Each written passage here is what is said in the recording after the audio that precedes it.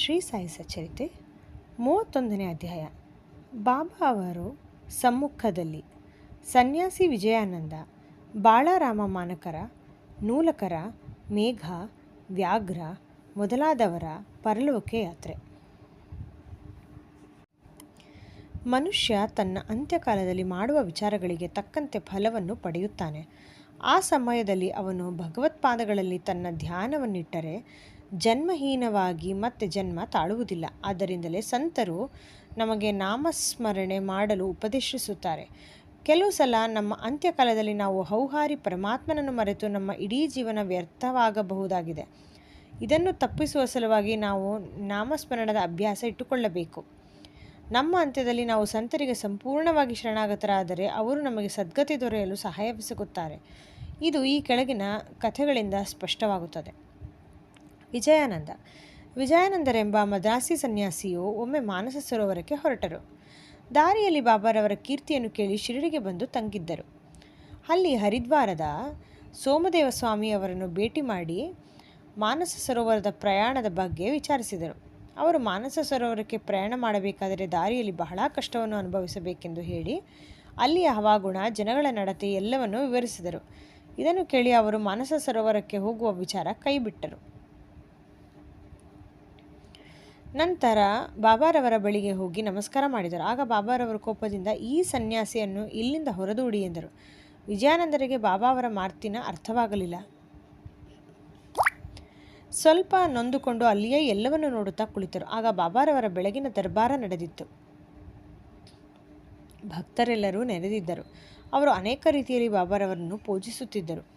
ಕೆಲವರು ಅವರ ಪಾದಪೂಜೆ ಮಾಡಿ ತೀರ್ಥ ತೆಗೆದುಕೊಳ್ಳುತ್ತಲೋ ಮತ್ತು ಕೆಲವರು ಗಂಧವನ್ನು ಲೇಪಿಸುತ್ತಲೋ ಜಾತಿ ಮತ ಭೇದವನ್ನು ತೋರದು ಸೇವೆ ಮಾಡುತ್ತಿದ್ದರು. ಬಾಬಾರವರು ಕೋಪಗೊಂಡಿದ್ದರೂ ಸಹ ವಿಜಯಾನಂದರು ಬಾಬಾರವರ ಮೇಲಿನ ಪ್ರೀತಿಯಿಂದ ಮಸೀದಿಯಲ್ಲಿಯೇ ಕುಳಿತರು. ಈ ರೀತಿ ಶಿರಡಿಯಲ್ಲಿ 2 ದಿನ ಕಳೆದವು. ಆಗ ಅವರ ತಾಯಿಯವರು ಅತಿ ಅಜಾರಿ ಇರುವರೆಂದು ಪತ್ರ ಬಂದಿತು.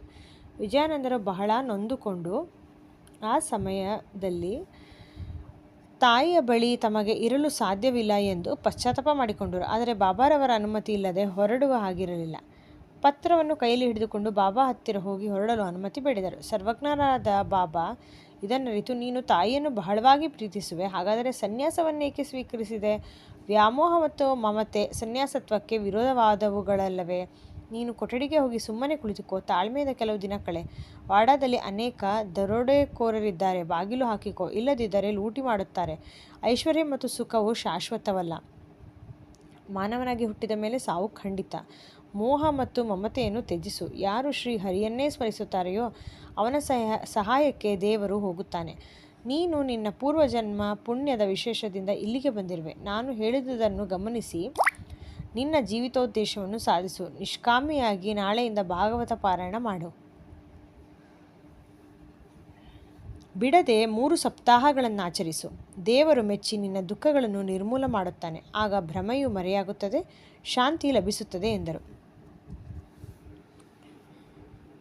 ನಂತರ ಅವನ ಮರಣದ ಕಾಲವು ಸಮೀಪಿಸಿತೆಂಬುದನ್ನು ತಮ್ಮ ಜ್ಞಾನದೃಷ್ಟಿಯಿಂದ ಬಾಬಾ ತಿಳಿದು ವಿಜಯಾನಂದರಿಗೆ ಯಮದೇವನು ಮೆಚ್ಚುವ ಶ್ರೀರಾಮ ವಿಜಯವನ್ನು ಪಾರಾಯಣ ಮಾಡಲು ಹೇಳಿದರು. ಮರುದಿನ ಬೆಳಗ್ಗೆ ಸ್ನಾನ ಮಾಡಿ ಲೇಂಡಿ ತೋಟದ ಪ್ರಶಾಂತವಾದ ವಾತಾವರಣದಲ್ಲಿ ವಿಜಯಾನಂದರು ಭಾಗವತ ಪಾರಾಯಣವನ್ನು ಆರಂಭಿಸಿದರು.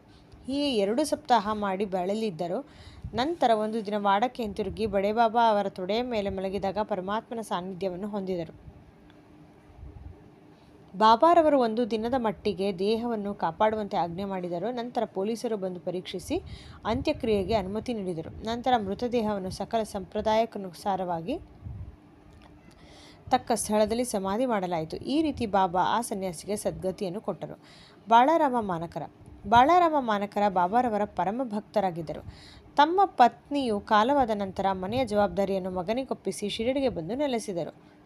ಅವರ ಅಚಲ ಭಕ್ತಿಯನ್ನು ಮನಗಂಡ ಬಾಬಾ ಆ ಸನ್ಯಾಸಿಗೆ ಅನುಗ್ರಹ ಮಾಡಬೇಕೆಂದು ಇಚ್ಛಿಸಿ ಅವರಿಗೆ 12 ರೂಪಾಯಿಗಳನ್ನು ಕೊಟ್ಟು ಮಚ್ಚೇಂದ್ರಗಢದಲ್ಲಿ ವಾಸಿಸುವಂತೆ ಹೇಳಿದರು. ಮಾನಕರರಿಗೆ ಅಲ್ಲಿ ಹೋಗಲು ಇಷ್ಟವಿರಲಿಲ್ಲ. ಬಾಬಾರವರು ಅಲ್ಲಿಗೆ ಹೋಗುವುದರಿಂದ ಪ್ರಯೋಜನ ಇದೆ ಎಂದು ಹೇಳಿ ದಿನಕ್ಕೊಮ್ಮೆಯಾದರೂ ಗಡದ ಮೇಲೆ ಕುಳಿತು ಧ್ಯಾನಾಸಕ್ತರಾಗಲು ಅವರಿಗೆ ಹೇಳಿದರು. ಮಾನಕರರು ಬಾಬಾರವರ ಮಾತಿನಲ್ಲಿ ನಂಬಿಕೆ ಇಟ್ಟು ಮಚ್ಚಿಂದ್ರಗಢಕ್ಕೆ ಬಂದರು. ಅಲ್ಲಿ ಪ್ರಕೃತಿಯ ರಮ್ಯವಾದ ಸೊಬಗನ್ನು ಮತ್ತು ಪ್ರಶಾಂತವಾದ ವಾತಾವರಣವನ್ನು ನೋಡಿ ಬಾಬಾರವರು ಹೇಳಿದಂತೆ ಧ್ಯಾನ ಮಾಡಲು ಯೋಗ್ಯ ಸ್ಥಳವೆಂದು ಭಾವಿಸಿದರು. ಕೆಲವು ದಿನಗಳ ನಂತರ ಅವರಿಗೆ ಜ್ಞಾನೋದಯವಾಯಿತು. ಸಾಮಾನ್ಯವಾಗಿ ಭಕ್ತರು ಸಮಾಧಿ ಸ್ಥಿತಿಯಲ್ಲಿ ದೇವರ ಸಾಕ್ಷಾತ್ಕಾರವಾಗುತ್ತದೆ.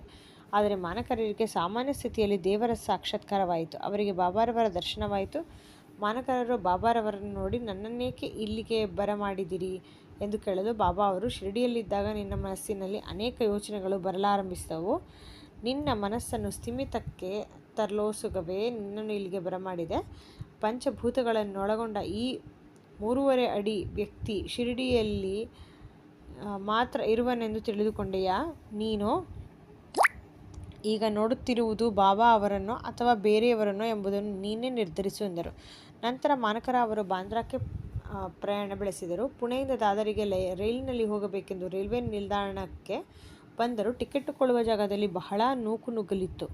ಬೇಗನೆ ಟಿಕೆಟ್ಟು ದೊರೆಯಲಿಲ್ಲ. ಆಗ ಹಳ್ಳಿಯವನೊಬ್ಬನು ಅವನ ಹತ್ತಿರ ಬಂದು ಎಲ್ಲಿಗೆ ಹೋಗಬೇಕು ಎಂದು ಕೇಳಲು ದಾದರಿಗೆ ಎಂದು ಮಾನಕರ ಹೇಳಿದರು. ಆಗ ಅವನು, ನನಗೆ ಬಹಳ ಜರೂರಾದ ಕೆಲಸವಿದೆ, ನಾನು ಈಗ ಹೋಗಲಾರೆ, ದಯಮಾಡಿ ನನ್ನ ಟಿಕೆಟನ್ನು ತೆಗೆದುಕೊಳ್ಳಿರಿ ಎಂದನು. ಮಾನಕರ ಟಿಕೆಟನ್ನು ತೆಗೆದುಕೊಂಡು ಅವನಿಗೆ ಹಣ ಕೊಡುವಷ್ಟರಲ್ಲಿ ಅವನು ಗದ್ದಲದಲ್ಲಿ ಎಲ್ಲಿಯೋ ಮಾಯವಾದನು. ಮಾನಕರ ಹುಡುಕಿದರೂ ಕಾಣಲೇ ಇಲ್ಲ. ರೈಲು ಹೊರಡುವ ತನಕ ಅವರನ್ನು ಹುಡುಕಾಡಿದರು, ಆದರೂ ಅವನ ಪತ್ತೆಯೇ ಆಗಲಿಲ್ಲ. ಮಾನಕರರಿಗೆ ಇದು 2ನೆಯ ಸಾರಿ ಆದ ಸಾಕ್ಷಾತ್ಕಾರ.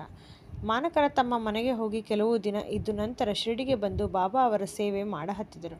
ಕೊನೆಗೆ ಬಾಬಾ ಅವರ ಆಶೀರ್ವಾದದಿಂದ ಅವರ ಸಮ್ಮುಖದಲ್ಲಿಯೇ ಇಹಲೋಕವನ್ನು ತ್ಯಜಿಸುವ ಯೋಗ ಅವರಿಗೆ ದೊರಕಿತು. ತಾತ್ಯಾ ಸಾಹೇಬ ನೂಲಕರ. ಹೇಮಾಡ ಪಂತರು ಇವರ ವಿಚಾರವಾಗಿ ಹೆಚ್ಚು ವಿವರಗಳನ್ನು ಕೊಟ್ಟಿಲ್ಲ. ಅವರು ಶಿರಡಿಯಲ್ಲಿ ಹೇಗೆ ಕಾಲವಾದರೆಂಬುದನ್ನು ಮಾತ್ರ ತಿಳಿಸಿರುತ್ತಾರೆ. ಸಾಯಿಲೀಲಾ ಮಾಸಪತ್ರಿಕೆಯಲ್ಲಿ ಈ ಕೆಳಕಂಡ ವಿವರಣೆ ಇದೆ. ಸುಮಾರು 1909ರಲ್ಲಿ ಪಂಢರಾಪುರದಲ್ಲಿ ನಾನಾಸಾಹೇಬ ಚಾಂದೋರ್ಕರ ಅವರು ಮಾಮಲೆದಾರರಾಗಿದ್ದಾಗ ಇವರು ಅಲ್ಲಿ ನ್ಯಾಯಾಧೀಶರಾಗಿದ್ದರು. ಇಬ್ಬರೂ ಬಹಳ ಸ್ನೇಹಿತರಾಗಿದ್ದರು. ತಾತ್ಯಾ ಅವರಿಗೆ ಸಾಧು ಸಂತರಲ್ಲಿ ನಂಬಿಕೆ ಇರಲಿಲ್ಲ. ಆದರೆ ನಾನಾಸಾಹೇಬ ಚಾಂದೋರ್ಕರ ಸಾಧು ಸಂತರ ಭಕ್ತರಾಗಿದ್ದರು.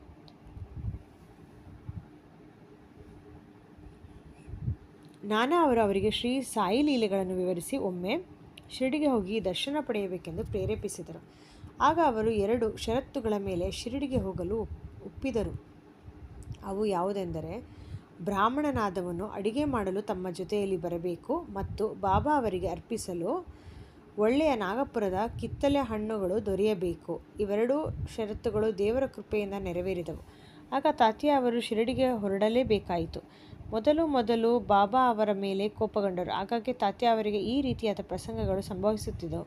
ನಂತರ ಬಾಬಾ ಅವರು ದೇವರ ಅವತಾರ ಎಂದು ಅವರು ತಮ್ಮ ಸ್ವಂತ ಅನುಭವದಿಂದಲೇ ಅರಿತರು. ಬಾಬಾ ಅವರಲ್ಲಿ ಆಸಕ್ತಿ ಹುಟ್ಟಿ ತಮ್ಮ ಅಂತ್ಯಕಾಲದ ತನಕ ಶಿರಡಿಯಲ್ಲಿಯೇ ತಂಗಿದರು. ಅಂತ್ಯಕಾಲ ಸಮೀಪಿಸುತ್ತಿರುವಾಗ ಅವರ ಹತ್ತಿರ ಕುಳಿತು ಪುಣ್ಯ ಗ್ರಂಥಗಳ ಪಾರಾಯಣ ಮಾಡಿ ಅವರಿಗೆ ಬಾಬಾ ಅವರ ಪಾದ ತೀರ್ಥವನ್ನು ಕುಡಿಸಲಾಯಿತು. ಆಗ ಬಾಬಾ ಅವರು ಅವರ ಅಂತ್ಯವನ್ನರಿತು, ತಾತ್ಯಾ ನಮ್ಮನ್ನು ಬಿಟ್ಟು ಅಗಲಿದನು, ಅವನಿಗೆ ಪುನರ್ಜನ್ಮವಿಲ್ಲ ಎಂದರು. ಮೇಘ. ಈ ಹಿಂದೆ 28ನೇ ಅಧ್ಯಾಯದಲ್ಲಿಯೇ ಮೇಘನ ಕಥೆಯನ್ನು ವಿವರಿಸಿದ್ದೇವೆ. ಮೇಘ ತೀರಿಕೊಂಡ ನಂತರ ಶಿರಡಿಯ ಜನರೆಲ್ಲರೂ ಅವನ ಅಂತ್ಯ ಮೆರವಣಿಗೆಯಲ್ಲಿ ಭಾಗವಹಿಸಿದರು. ಬಾಬಾ ಅವರೂ ಸಹ ಜನರೊಡನೆ ಸ್ಮಶಾನಕ್ಕೆ ಹೋಗಿ ಅವನ ಮೃತದೇಹದ ಮೇಲೆ ಪುಷ್ಪಗಳನ್ನು ಹಾಕಿದರು. ದಹನ ಕ್ರಿಯೆಗಳಾದ ನಂತರ ಬಾಬಾ ಅವರು ಸಹ ಸಾಮಾನ್ಯ ಮನುಷ್ಯರಂತೆ ಕಣ್ಣೀರು ಸುರಿಸಿದರು. ಭಕ್ತರಿಗೆ ಸದ್ಗತಿಯನ್ನು ನೀಡಿದ ಅನೇಕ ಸಂತರನ್ನು ನಾವು ನೋಡಿದ್ದೇವೆ. ಆದರೆ ಬಾಬಾ ಅವರ ರೀತಿ ಅಪೂರ್ವವಾಗಿದ್ದಿತು. ವ್ಯಾಘ್ರ. ಬಾಬಾ ಅವರ ಮಹಾಸಮಾಧಿಯ ಮೊದಲು 7 ದಿನಗಳ ಮುಂಚೆ ಈ ಘಟನೆ ಸಂಭವಿಸಿತು. ಕೆಲವು ದರ್ವೇಶಿಗಳು ಒಂದು ಹುಲಿಯನ್ನು ಸರಪಳಿಯಿಂದ ಕಟ್ಟಿ ಚಕ್ಕಡಿ ಗಾಡಿಯಲ್ಲಿ ಹಾಕಿ ಶಿರಡಿಗೆ ತಂದರು. ಅದನ್ನು ಆ ದರ್ವೇಶಿಗಳು ಹಳ್ಳಿಗಳಲ್ಲಿ ಪ್ರದರ್ಶಿಸಿ ದೊರೆತ ಹಣದಿಂದ ತಮ್ಮ ಉಪಜೀವನ ಮಾಡುತ್ತಿದ್ದರು. ಅದು ರೋಗದಿಂದ ನರಳುತ್ತಿತ್ತು. ಎಷ್ಟೋ ಔಷಧಿ ಕೊಡಿಸಿದರೂ ಗುಣವಾಗಲಿಲ್ಲ. ಬಾಬಾ ಅವರ ಕೀರ್ತಿ ಕೇಳಿ ಆ ಹುಲಿಯೊಂದಿಗೆ ಅವರು ಬಾಬಾ ಅವರ ಕಡೆಗೆ ಬಂದರು. ಬಾಬಾ ಅವರ ಅನುಮತಿ ಪಡೆದು ಅದನ್ನು ಅವರ ಬಳಿಗೆ ತಂದರು. ಮಸೀದಿಯಲ್ಲಿ ಕಾಲಿಡುತ್ತಲೇ ಅದು ಬಾಬಾ ಅವರ ದಿವ್ಯ ತೇಜಸ್ಸನ್ನು ಸಹಿಸಲಾರದೆ ತಲೆಯನ್ನು ಕೆಳಗೆ ಮಾಡಿ ಅವರನ್ನು ಪ್ರೀತಿಯಿಂದ ನೋಡಿತು. ನಂತರ ಬಾಲವನ್ನು ಅಲ್ಲಾಡಿಸಿ ಅದನ್ನು 3 ಸಲ ನೆಲಕ್ಕೆ ಹೊಡೆದು ಶುದ್ಧಿ ತಪ್ಪಿ ಬಿದ್ದ ಕೂಡಲೇ ಅದರ ಜೀವ ಹೋಯಿತು. ಇದರಿಂದ ಆ ದರ್ವೇಶಿಗೆ ಅತೀವ ದುಃಖವಾಯಿತು. ಆದರೆ ಅದು ಬಾಬಾ ಅವರ ಬಳಿ ತನ್ನ ಪ್ರಾಣ ಬಿಟ್ಟಿದ್ದುದು ಅದರ ಪುಣ್ಯ ವಿಶೇಷವೇ ಸರಿ ಎಂದು ಅವರು ನಂತರ ಮನಗಂಡರು. ಹುಲಿಯು ದರ್ವೇಶಿಗಳಿಗೆ ಪೂರ್ವಜನ್ಮದಲ್ಲಿ ಋಣಿಯಾಗಿದ್ದಿತು. ಅವರ ಋಣ ತೀರಿಸಿದ ನಂತರ ಅದು ಬಾಬಾ ಅವರ ಸಮ್ಮುಖದಲ್ಲಿ ಅಸುನೀಗಿತು. ಸಂತರ ಪಾದಗಳಿಗೆರಗಿ ಪ್ರಾಣ ಬಿಡುವ ಜೀವರಾಶಿಗಳೇ ಧನ್ಯ. ಈ ಘಟನೆ ನಡೆದ 7 ದಿನಗಳ ನಂತರ ಬಾಬಾ ಅವರ ದೇಹಾವಸಾನವಾಯಿತು. ಶ್ರೀ ಸಾಯಿ ಪ್ರಣಾಮ.